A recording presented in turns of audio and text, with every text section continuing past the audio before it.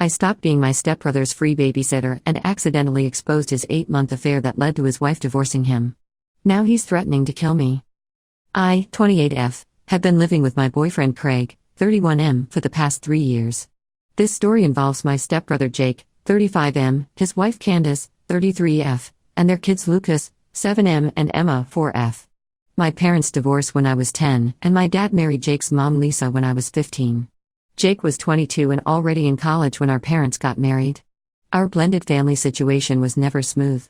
Jake resented his mom's remarriage and saw me as the kid who invaded his family's space. He'd avoid coming home during college breaks if he knew I was there. When he did come home, he'd make snide comments about how his mom tried replacing him with a new kid. Lisa always defended him, saying he just needed time to adjust. My dad tried to keep peace but mostly stayed out of it. I spent my teenage years walking on eggshells around Jake. If I used the family computer when he wanted it, he'd complain to Lisa. If I ate the last of something in the fridge, he'd make a huge deal about it.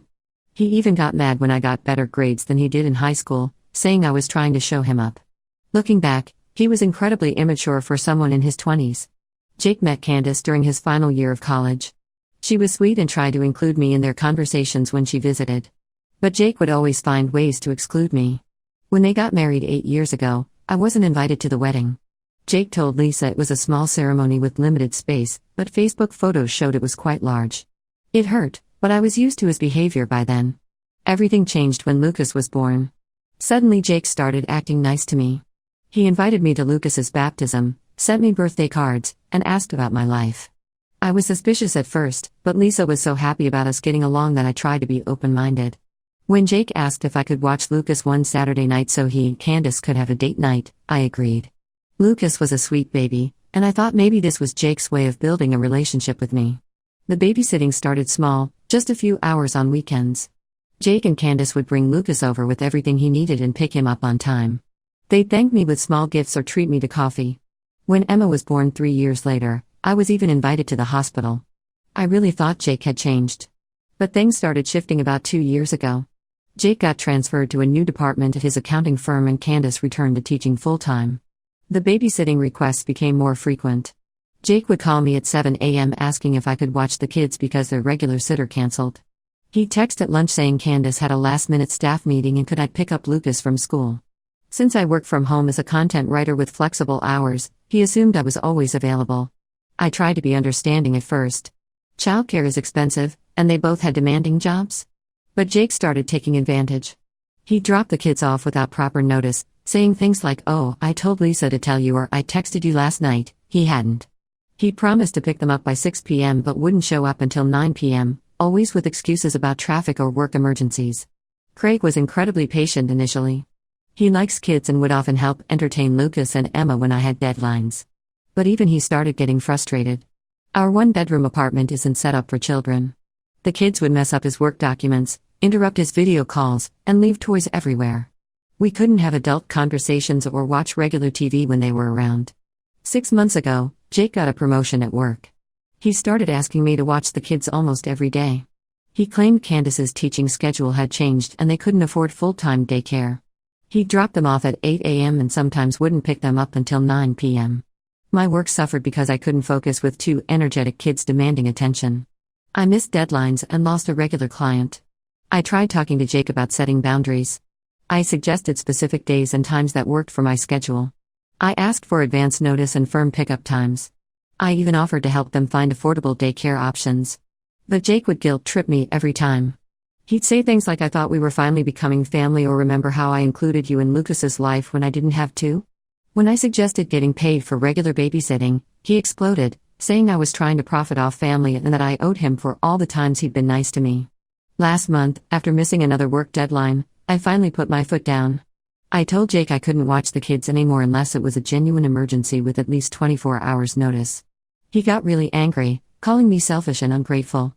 He brought up how he'd accepted me into his family and how I was betraying that acceptance. Candace called me crying, saying they couldn't afford daycare and their work schedules were impossible to manage. I felt bad but stayed firm. Craig supported my decision, saying we needed to prioritize our own life and careers. Things seemed okay for a week. Jake stopped talking to me, but that wasn't unusual when he didn't get his way. Then last Tuesday, everything exploded. At 2 a.m., Jake showed up at our apartment completely drunk. He started banging on our door and screaming about how I ruined his life. He was yelling that everything was my fault and that I'd pay for what I'd done. Craig called the police while I tried to calm Jake down through the door, but he left before they arrived. The next morning, Candace called me hysterical. Through her sobs, she revealed that Jake hadn't been working late all those times. He was having an affair with his coworker Sarah, yes, same name as me. He'd been using me as a cover, telling Candace he was dropping the kids at my place while working late, but actually meeting his girlfriend. Some days he wasn't even taking the kids to me at all. He was taking them to his girlfriend's house and telling Candace they were with me. The truth came out because his coworker's husband found their messages and contacted Candace. Jake had been sleeping with this woman for 8 months, using my babysitting as his alibi. He'd even created fake texts to show Candace, making it look like he'd arranged childcare with me. Candace filed for divorce immediately. Now Jake is blaming me for everything. He says if I hadn't stopped babysitting, his affair wouldn't have been exposed. He's been sending threatening messages to me and Craig. Yesterday he showed up at my office building and started yelling about how I destroyed his family. Security had to escort him out. My boss was understanding but warned me about workplace safety. We're planning to file for a restraining order tomorrow. My stepmom Lisa is furious with me, saying I should have just continued babysitting to help Jake keep his family together. She says I'm selfish for prioritizing my living in sin relationship with Craig over Jake's marriage. My dad stays quiet, not wanting to upset his wife. Craig wants to move to a different city, but I feel guilty about disrupting our lives because of Jake's actions. Am I wrong for refusing to babysit and inadvertently exposing Jake's affair? Should I have just continued helping them? Update 1: Things have gotten much worse since my last post. After we filed the restraining order against Jake, he started finding new ways to harass us. Instead of contacting us directly, he's now using our family members, especially our parents, to get to us. Jake convinced my stepmom Lisa that I'm lying about everything just to ruin his marriage. He told her that I made up the affair story because I was jealous of his successful marriage and family life. According to him, I'm bitter about being unmarried and living with my boyfriend, so I created drama to break up his family. Lisa believed him completely and has been calling me daily, sometimes multiple times a day. Her calls always start with crying about how I destroyed her son's perfect life. She brings up how Jake graciously accepted me into the family and how I repaid his kindness with betrayal. When I try to explain my side, she talks over me, saying I'm just making excuses. She even called Craig's parents to tell them what a horrible person I am and how I'm ruining families. Thankfully, Craig's parents know Jake's history of manipulation and didn't believe her. Last week, things escalated when Lisa showed up at our apartment unannounced with Lucas and Emma. She tried forcing her way in, saying Jake needed me to watch the kids while he was sorting things out with Candace. The kids were crying and confused. Emma kept asking why I didn't want to play with them anymore. It broke my heart, but I had to close the door. Craig called the police, but Lisa left with the kids before they arrived. After that incident, we installed security cameras at our front door. They've already caught Jake driving by our apartment late at night 3 times this week.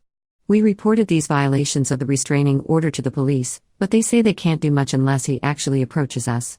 The biggest shock came when Candace contacted me privately. She had discovered something disturbing while going through their financial records. Jake had been stealing money from their joint accounts to fund his affair. He'd been taking large sums out regularly, sometimes thousands of dollars at a time. When Candace would question the withdrawals, he'd claim they were for the kids' activities or household expenses.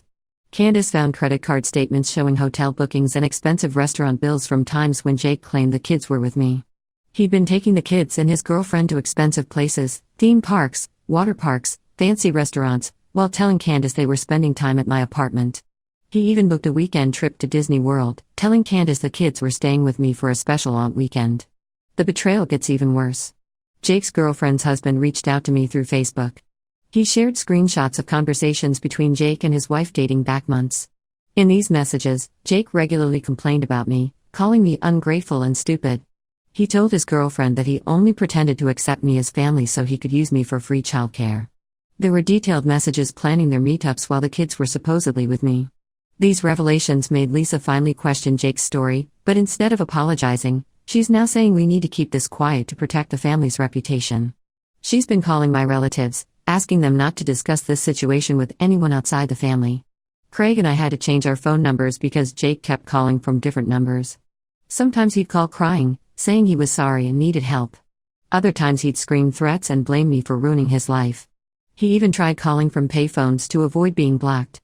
Jake's harassment extended to our jobs too. He found Craig's work email and started sending messages to his colleagues, claiming Craig was abusive and unstable. He called Craig's boss saying Craig was stealing from the company.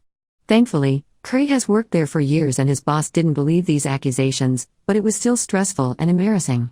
The hardest part of all this is seeing how it affects Lucas and Emma. Candace says Lucas has started acting out at school, getting into fights and refusing to do his work. He told his teacher he hates me because I made his daddy leave. Emma's been having nightmares and asking why she can't visit my house anymore.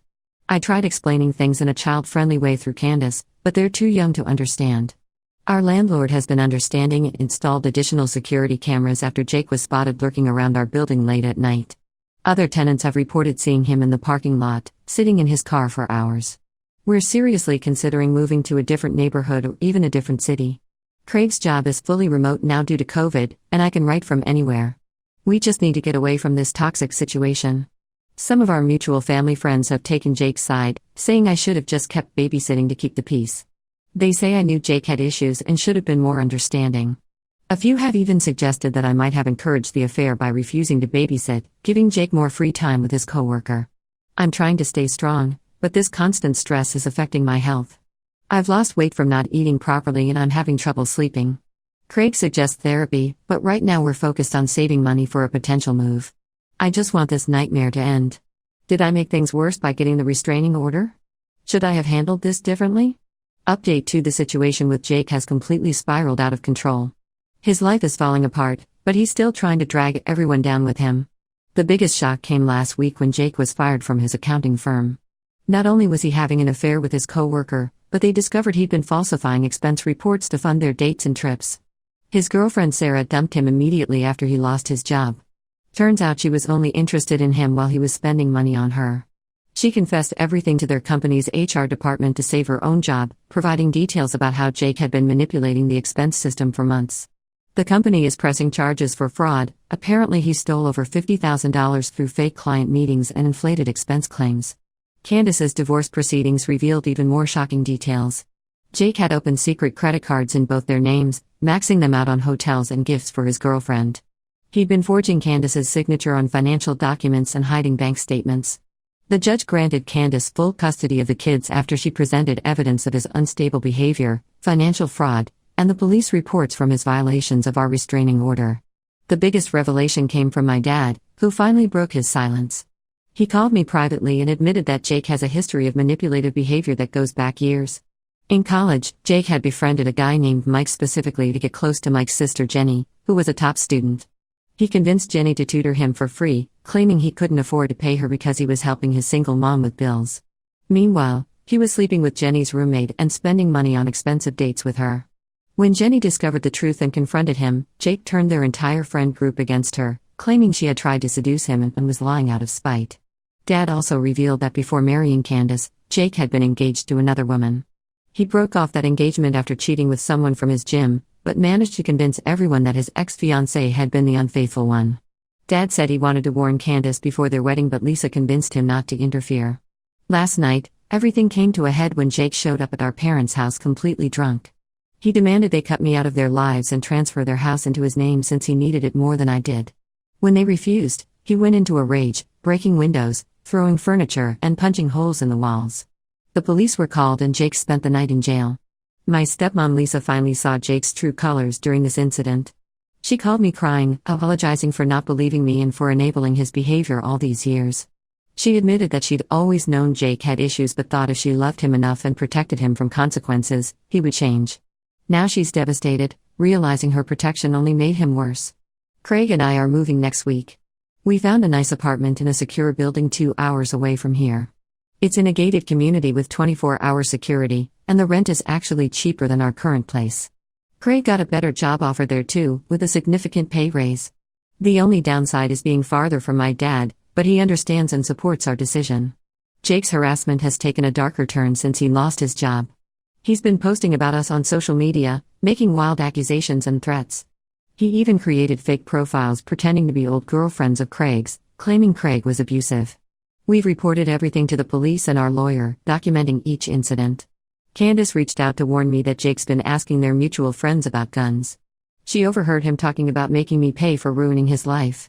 We've added extra security measures at our current place for our remaining time here, and our new apartment complex knows not to give out any information about us. The saddest part is how this is affecting Lucas and Emma. Lucas has started therapy to deal with his anger issues, and his therapist suggested limiting contact with Jake until he gets help. Emma still doesn't understand why her daddy is so angry all the time. She had a breakdown at school last week when another kid mentioned having 2 houses because of divorce. At this point, I'm just counting down the days until we can move. We haven't told anyone except my dad our new address, and we plan to keep it that way. Some family members think I'm overreacting by moving away, but after everything that's happened, I'm not taking any chances with our safety. Update 3: Life has finally settled into a peaceful rhythm in our new city. The constant fear and anxiety of looking over our shoulders is gone. Our new apartment complex has amazing security, and not having to worry about Jake showing up unexpectedly has been a huge relief. Unfortunately, Jake violated the restraining order twice more before facing serious consequences. The first time, he followed my dad after a family dinner, thinking Dad would lead him to our new address. Dad noticed him and called the police. The second time, he showed up at Craig's new workplace, causing a scene in the lobby. Security footage from both incidents helped build a stronger case against him. Jake is now facing jail time for multiple offenses, the fraud charges from his company, violating the restraining order, and making criminal threats. His lawyer tried to negotiate a plea deal, but the evidence was too overwhelming. He's looking at 2 to 3 years minimum. Candace and the kids have made impressive progress. She used her teaching background to start an online tutoring business, which is doing really well. She moved to a smaller house, but it's closer to her parents who help with childcare. Lucas is responding well to therapy, his anger issues have improved, and he's doing better in school. Emma has adjusted surprisingly well to their new routine, though she still asks about Jake sometimes. We found a safe way to maintain a relationship with the kids through video calls. Candace supervises these calls, and we never discuss Jake or anything upsetting. It's not the same as having them visit, but it's safer for everyone. Lucas loves showing me his school projects, and Emma always wants to give a virtual tour of her redecorated room. My stepmom Lisa started therapy to deal with her guilt about enabling Jake all these years. She admitted to my dad that she ignored many red flags in Jake's behavior since childhood, always making excuses for him. She's working on accepting that Jake's choices are his own and not her fault. Dad says she's become much more assertive and has stopped trying to fix everything for Jake. Dad visits us monthly, always making sure to take different routes and check he's not being followed. He's become closer to Craig, often going fishing together when he visits. This whole situation actually strengthened my relationship with Dad. He finally stopped trying to keep peace at my expense. Craig and I are planning our wedding, but keeping it small and private. We'll have it at an undisclosed location, with only our closest family members who we trust completely. Lisa offered to help with the planning, but understood when we politely declined. We can't risk Jake finding out any details. Some extended family members still send messages through Dad, saying I should forgive Jake since he's family and facing jail time. An aunt even suggested I write a letter to the judge asking for leniency. I've blocked anyone who tries to guilt me about this. Jake made his choices, and he needs to face the consequences. Craig's company is doing well, and I've rebuilt my client base in our new city. We're thinking about buying a house next year, something we never felt secure enough to consider before. Our new neighbors are friendly but respect our privacy, and we've made some good friends who know nothing about our past drama. Looking back, I don't regret refusing to babysit or getting the restraining order. Sometimes the hardest decisions are the right ones. Going no contact with Jake was necessary for our safety and peace of mind. I've learned that sharing DNA or growing up in the same house doesn't obligate you to accept abuse or manipulation. Sometimes cutting toxic people out completely is the only way to move forward, even if they're family.